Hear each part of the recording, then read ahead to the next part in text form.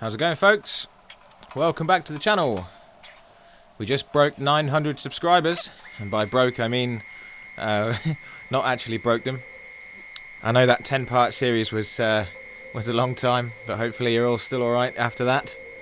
And we're on to some shorter stuff now. Right, so this is the start of the first project today. We've got two projects in today's video. This one's going to be an epoxy project, so I've taken it up to the point where it goes into the pressure pot, and then we're going to make a little ash branch bowl after that. So it's a lump of sycamore. It's about 10 inches deep and about 9 inches round. So it's quite a big old chunk.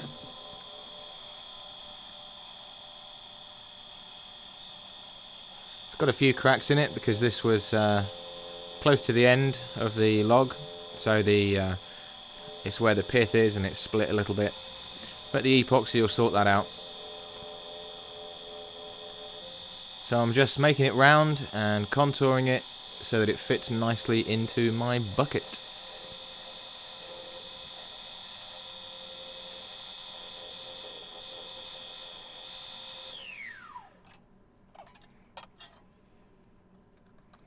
Let's have a quick look.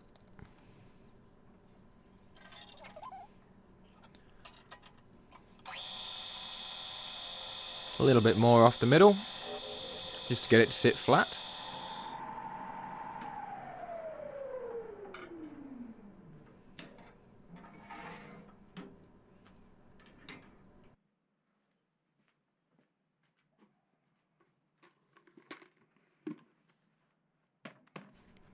There we go, look, snug as a bug in a rug.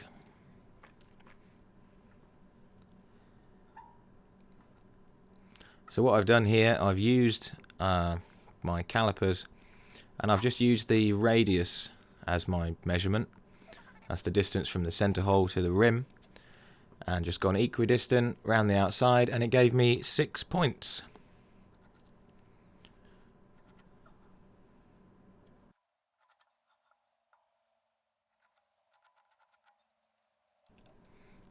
So there we go, there's the 6 points.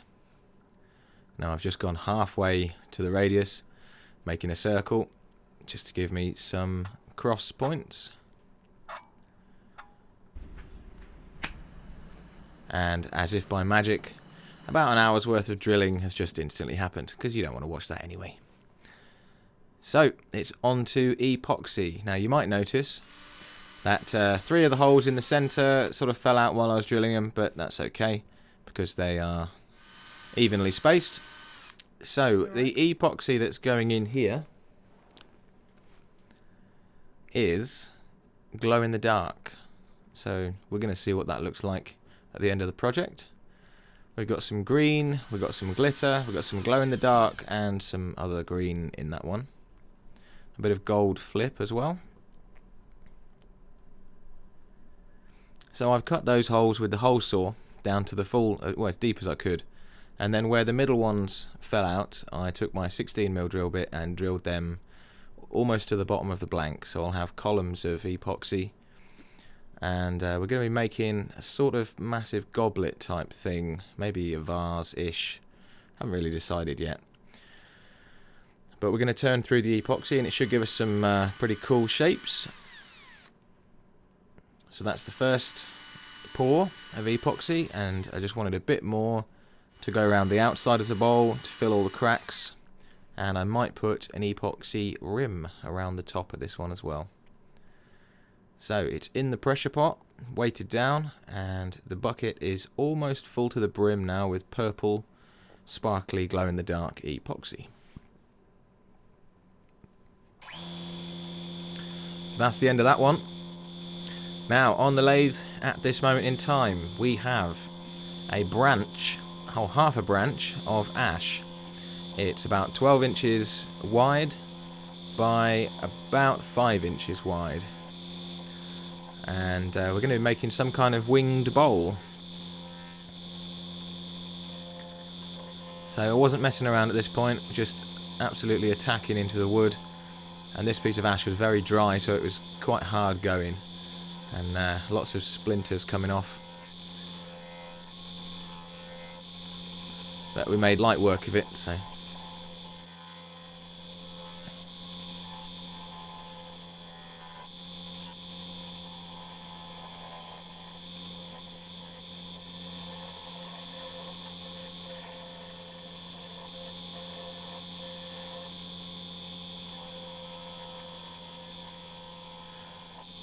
So as it looks at the moment, it looks like I can get a decent mortise in the bottom, 100mm. But the truth is, I couldn't. I could only get a 50mm mortise. So when we finish this, we have to change the chuck jaws over to 50mm.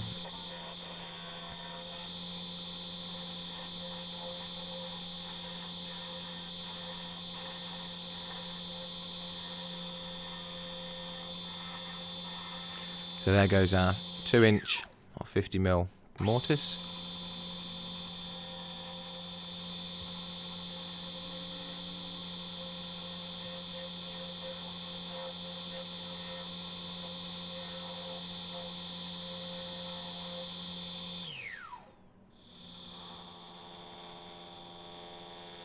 Okay, 5-inch pad starting at 80 grit and sanded all the way up to 800 grit on the outside.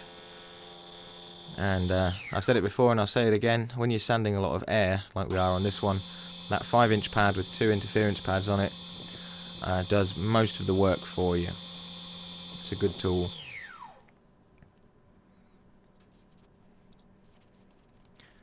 Plenty of shine juice. And that is a paper towel before anybody gets upset. And it was getting absolutely mullered by the wood and disintegrating all over the place, but yeah, I wouldn't dare use a rag on that. It's just too dangerous.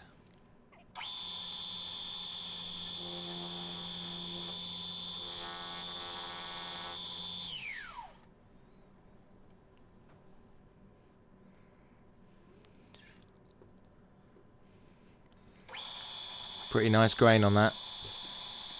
Just gone for natural, no colour. It came up lovely. So it's time to hollow it out.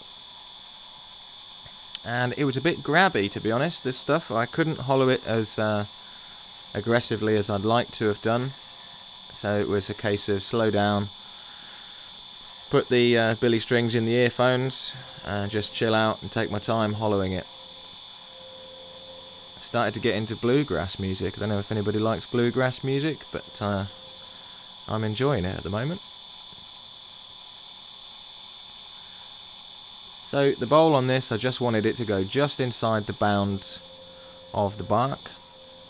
I've done them before where I take it out to a full bowl and they're just a nightmare to sand.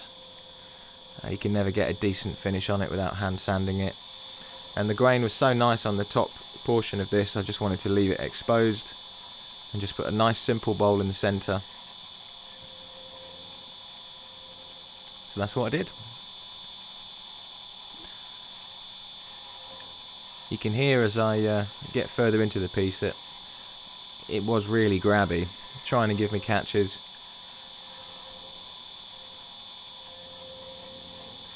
So I just kept adjusting the tool rest and slow and steady.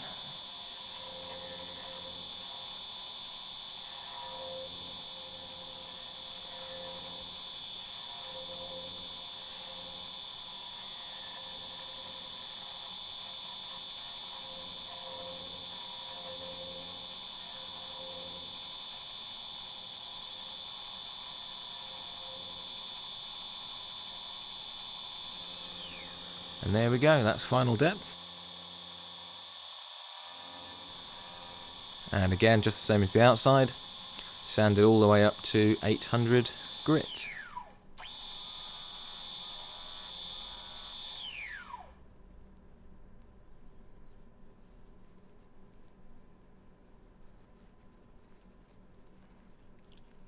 Now that cloth has got some old wax on it. And then we finished it off with a lot of shine juice. And there it is, folks. A nice little simple bowl. Nothing too extravagant. But the grain speaks for itself in that there was no need to do anything crazy to it. Just a a nice little bowl. So there we go. Now the epoxy will be in the pressure pot for at least 3 days. It's a bit cold here at the minute, so I'm just going to leave it. So we're going to be getting on with some other stuff in the meantime. So I hope you've enjoyed the video, and thanks very much for following along, and I'll see you all tomorrow. Cheers.